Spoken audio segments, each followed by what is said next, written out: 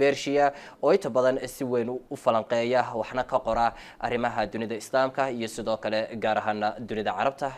iyo bariga dhexe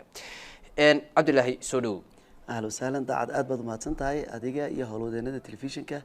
dhammaantiin waad salaamaya waanad mahadsantihiin aad iyo aad baad mahadsan tahay waanu kaaga mahadnaqaynaa mar kale inaad barnaamijka nagala soo qayb gasho cabdullaahi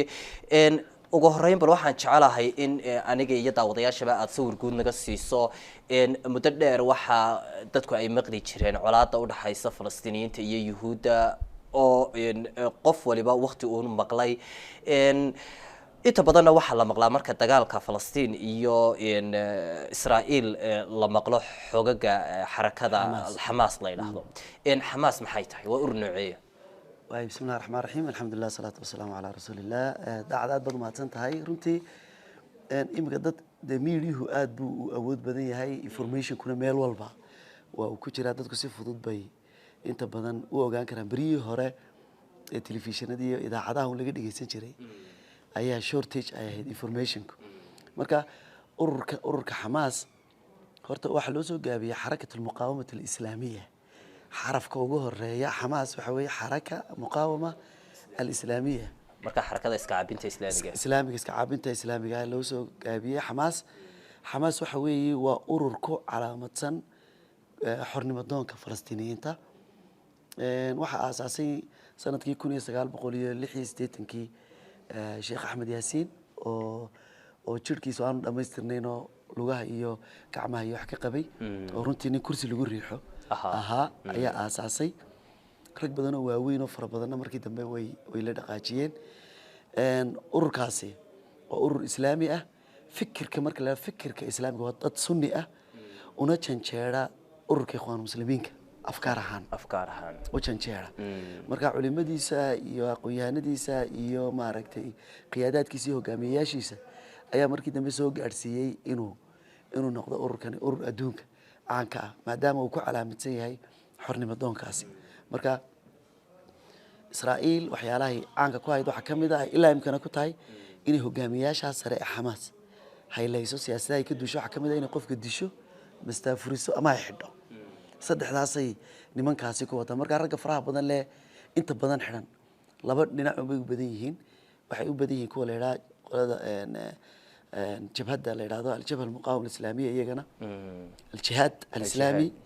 يقولون حركة المقاومة الإسلامية حماس لابد عصبي أفر بديه تدخل بيكس رجل بيكس هذا الحراء أنت بدن ده سردون كوجنا وآتك وشق يا مسات مرارك فر بدن عبد والدي للشيخ عاسي عبد شيخ أحمد ياسين وعكلوا لدي عبد العزيز رنتيسي وعكلوا ده خالد مشعل بايس يقولون خطر جالس يقولون شو جم ميل كلوك بحسنين يعني أن فلسطين ده شوقين رجع فرح بدل لي إمك هو جامية إسماعيل هنية محمود سهار نما كاسود أمي لما أنتود ونما إسرائيل دونسو إني صو أفكرته لكن أفكار تأت كوه سيسا دجال كإسرائيل رجع بيدونس إني دشوا فكر كينو وجراءها إن حرني ما الله له مركا هدي قفل ديلو قف كسي تران أيما ماشي إيمانه مركا أورك سوح لي قيب لنا ميليتري بولي رمتي إسرائيل حماس مركز دمك تاريخ دي بقول نقطة دجالك واحد يودين مالين والبا ميل مر دجحبوها مر بديبوها مر سقرحين بوها مر بميل بسومري مركز دمبل لابد يكون يشنتي مركز اللي سوق عادي أي إسرائيل واحد جوان كقاعدته إني ديب وجب بحده قزة ورت مركز ورا واحد كنكتي إني قزة هاي جوب دجال واحد كشرتي فلسطين أنت ذا كلام تبينا قاعد بيودي جد مددر أي هيست marka sanadkii 1991 ayaa waxay bilowday inay dib uga baxdo marba marka ka dambaysa istiraatiijiyad qaadato inay magaalada ka baxdo marka qasam markay dib uga baxeen 2005 Ariel Sharon ra'iisul wasaare la oran jiray ayaa kin baarlamaanka ka codsaday inuu dib uga baxo 2004 baarlamaankuna wuxuu ansixiyay 2005 kadibna wuxuu u guuray halkan khilaaf qasa imika loo yaqaan ama قصة فنس أو قصة ماشي لقي دفاعي أما ظهر كقصة هالكاسو مركاو جوري هالكا وحكويا له كنتن مجاله أو يرير أو لجود جامعي دتك يهودا جارهان وحكويا اليهودا لو يقاني يهودا كالبيت يهودا بريبانو كذا أو أحد العنصريين ضد ليجو ويجو استعال ضد كلا نعب dadka kale cunsuriyadu ay ku badan tahay inay markaa kalarka ku nacaan diinta ku nacaan qoomiyadda iyo isirka ay ku nacaan dadkaasaa markaa meesha lagu degaamiyey marka waa ilaa 50 magaalo meeshaas ay imika galeen waa 41 kilomitir oo isku weera weeyaan dadka ku nool yahuuda waxa lagu qiyaasaa ilaa 55,000 ilaa 70,000 oo qof inay u dhaxeeyaan dawladda Israa'iilna investment weyn oo la yaab leh ay gelisay dhulkaas marka sababtan uu dagaalku muhiimka ugu yahay dhulka lacag badan bay gelisay magaalooyin fiican bay ka sameeyeen kaabayaasha dhaqaalaha ayay xoojisay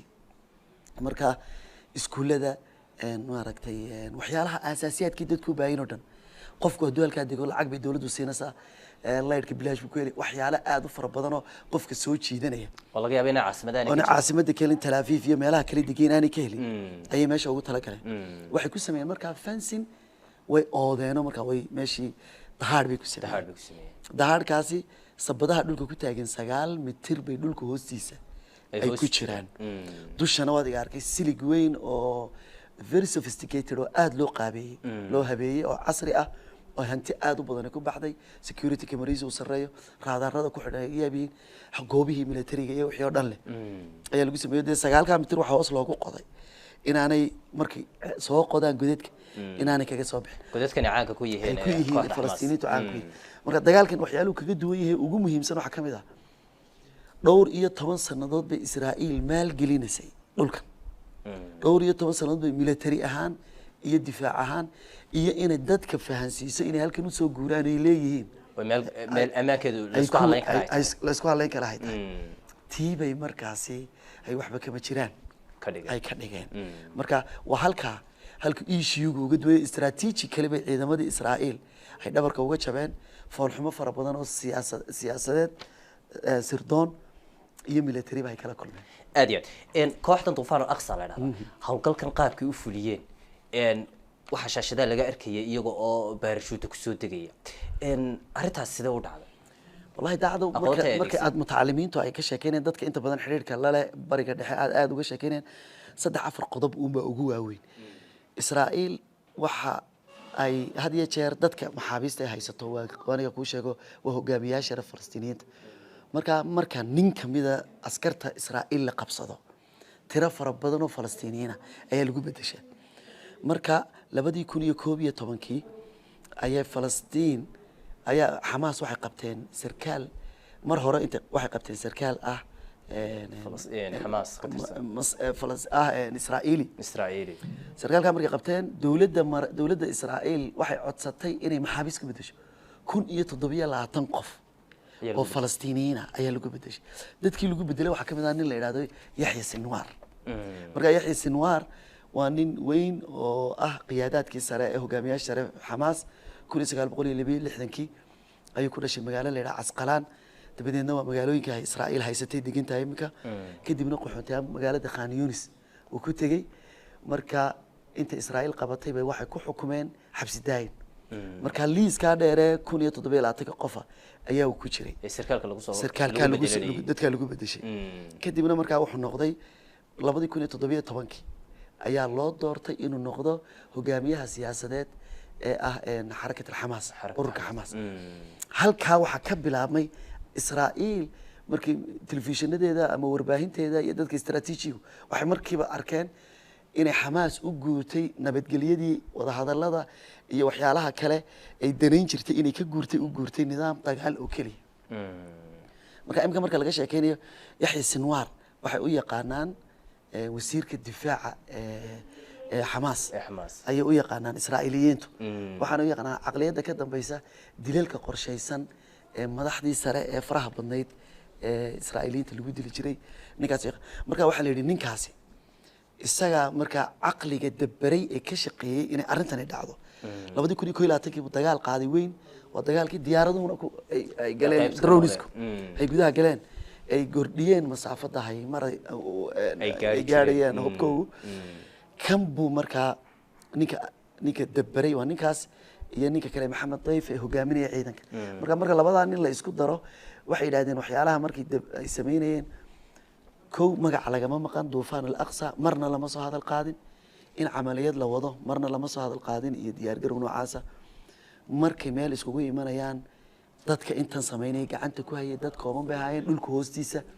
ayay ku dabarayeen telefoonada kombiyuutarada projectorska waxyaalaha wax lagu la iskula eego marka wax la qorsheynayo oo dhan kilomitro ayay kaga imanayeen si aanay cidi ogaan marka cidi mabay ogaan ilaa ay dhacdadu dhacday marka nimankaasi saddex wuxuu istaba jooga ayay sameeyeen markii koobaad waxay yiraahdeen diyaaraday ku sii daayeen diyaarada yar shiraaqa ay ku sii daayeen raadaaradan xoog badan iyo hantida badan ee Israa'iil samaysatay marka waxay identify gareynayaan waxa ku soo socda isla markii diyaaradaha labada nin sida hay soo kaceen waxay ku sii daayeen 5,000 gantaal isla markii 5,000 gantaal ay sii daayeen ciidamadii lugta ayay geliyeen that's why ugu fududaatay inay meesha gibigeygaba ay markaas la wareegaan oo wixii oo dhamay ay baaba'aan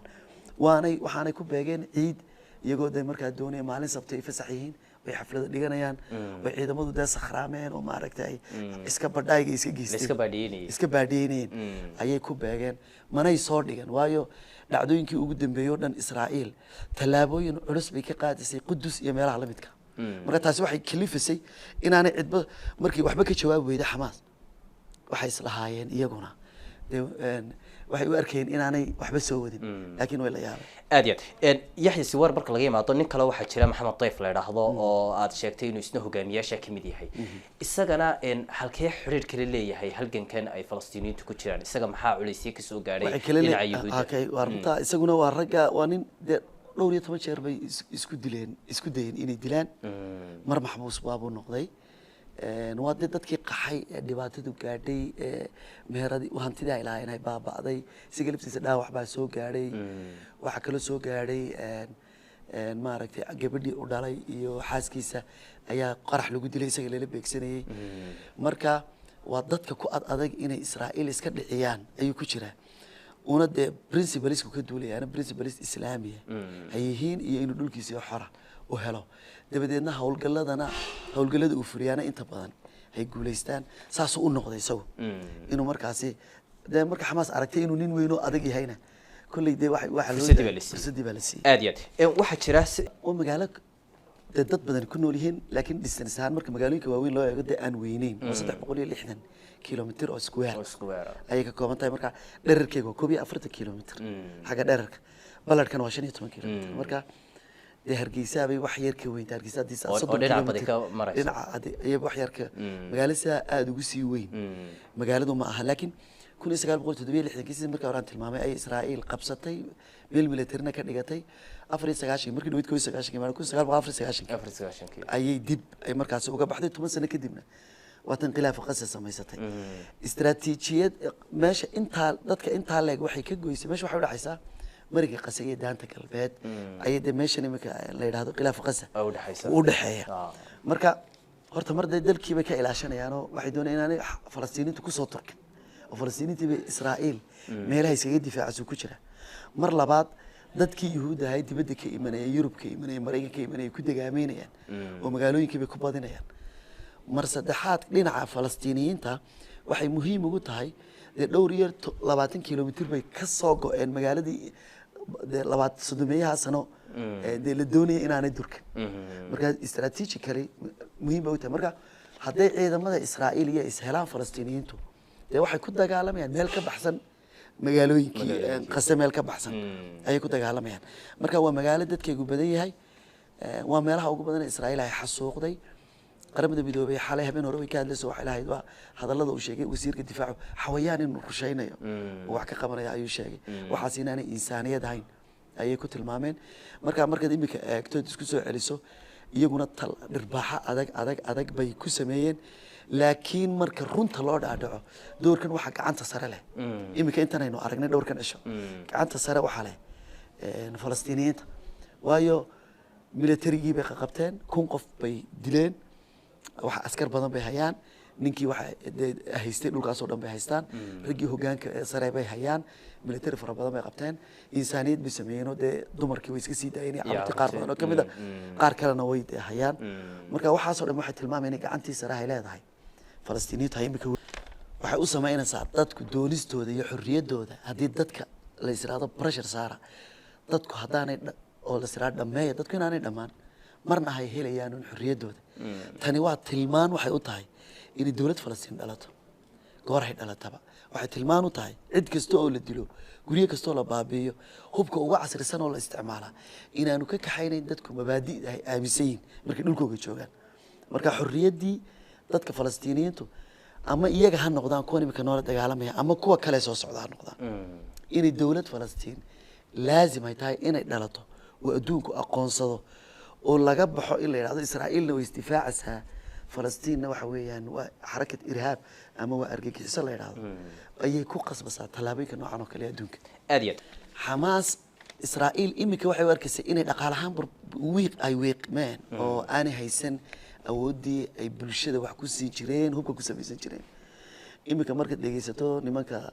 muxalliliinta dhinaca militariga ama dhaqaalaha ee reer Israa'iil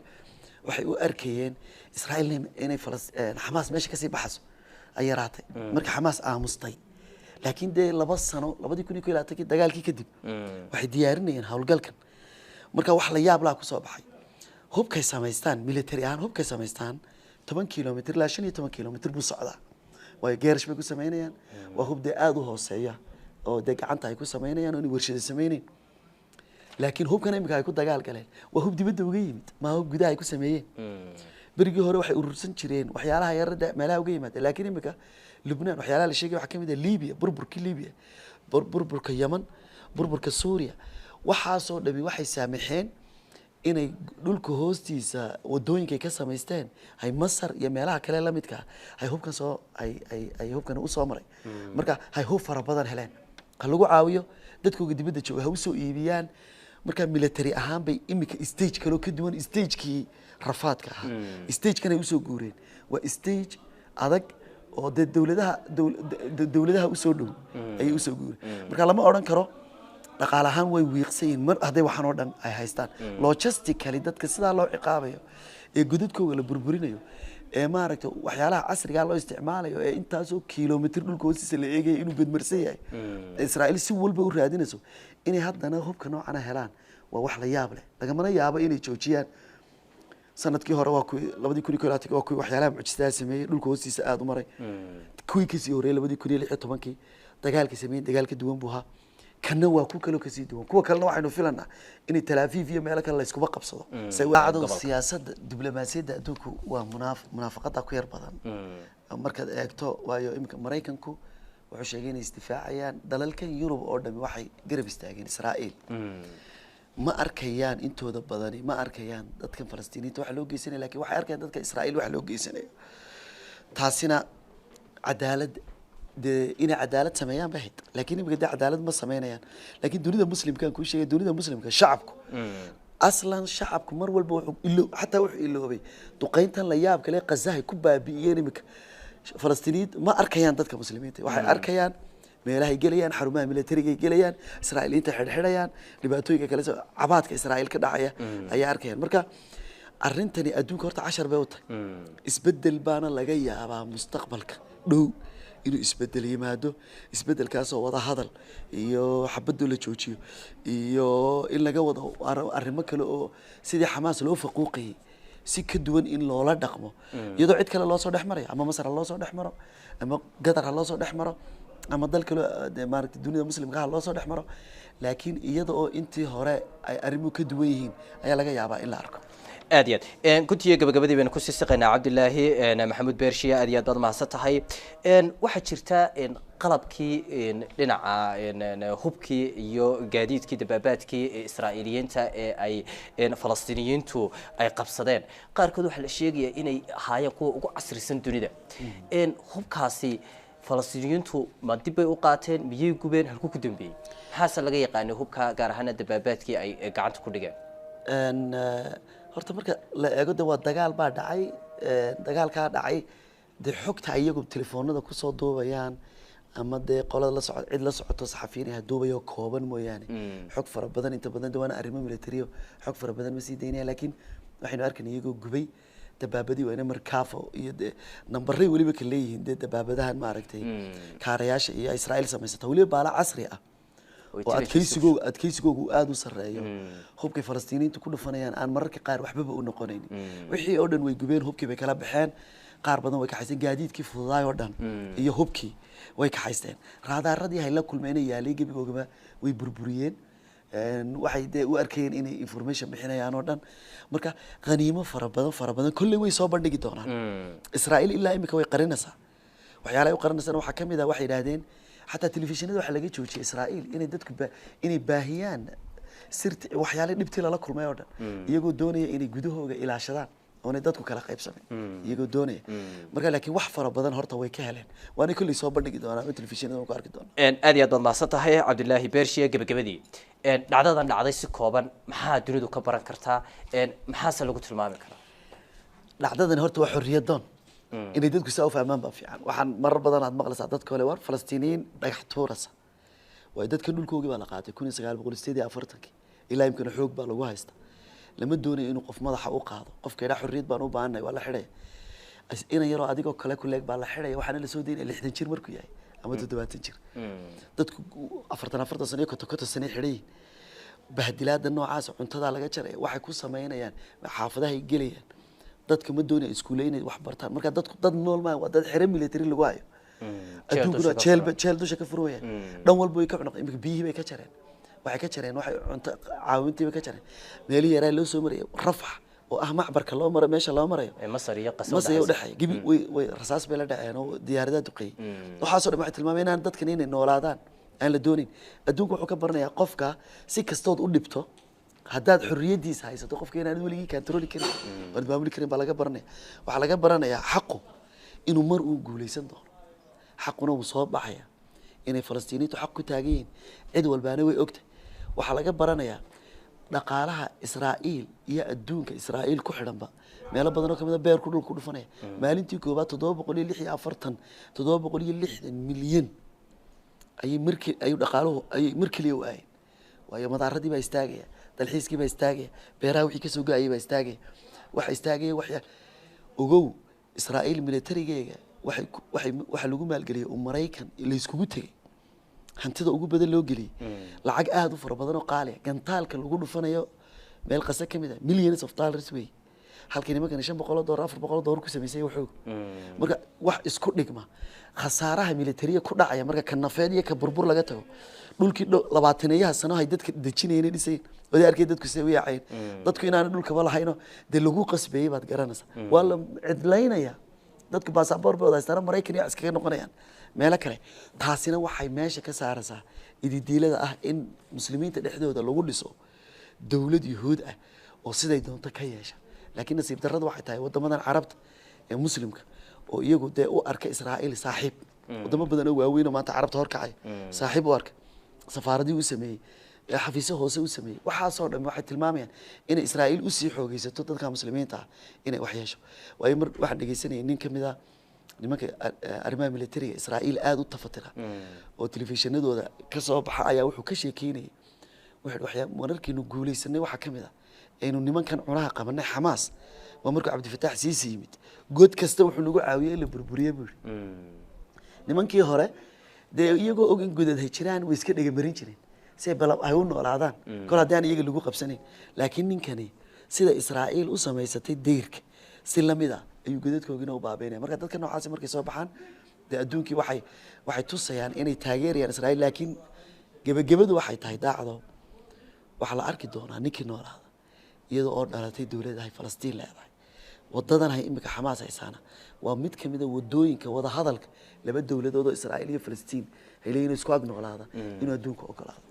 great aad iyo aad baad mahadsantahay daawadayaal intaas waxaan ku soo gabagabaynaynaa barnaamijkii gaarka ah aan kaga hadlaynay colaadaha ka aloosan gobolka bariga dhexe ee u dhaxeeya Falastiiniyiinta iyo sidoo kale Israa'iil barnaamijka waxaa nala falaqeynaya oo marti noogu ahaa Cabdillaahi Maxamuud Ibraahim Beershiye oo inta badan wax ka qora arrimaha dunida carabta iyo sidoo kale islaamka guud ahaan barnaamijka lamaantan isku gubanayna aniga asxaabtiisa waxaan kaga tagnaa sidaas iyo nabad geliyo